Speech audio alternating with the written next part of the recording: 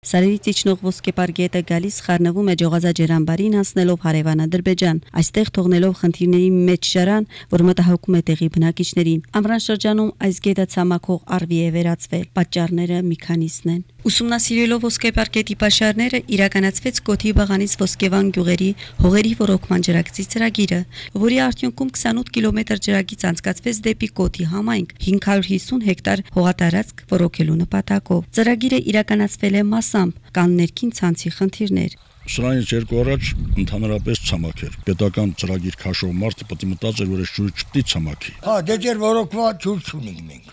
առայժմ։ Տեղներուց գծից հեռու է, ծախսի հետ կապված բան է։ Եբախտի ապրում ենք։ Եբախտի։ Մեր ապրածիչը մենք էլ չենք բան հասկանում։ Ոսկեվան համայնքի բնակիչների խոսքով էլ այս համայնքում կան թաղամասեր, որ ոսկեպար գետի ջուրը չի հասնում։ Ոռոգման ջուր չունենք։ Ամեն խնդիր ունենք ում։ Շատ ապել դժվար է, շատ։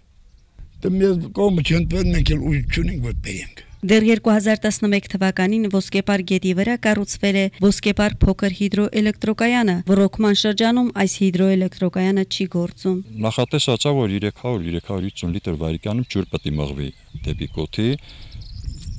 իսկ տակի մնացածն էլ ձորերից հավաքված ջուրը պետք է լիներ, որ գետը գնար իր հունով։ Մեր ընկերն էլ որ հիդրոկայանը կառուցել է, այդ մնացած ջուրն էլ եթե այս կանալներով տանում են, ցամաքում է։ Նաիրա Խաչիկյան, Վահե Ճաղարյան, Իջևան հեռուստաընկերությունից ժամը լրատվականի։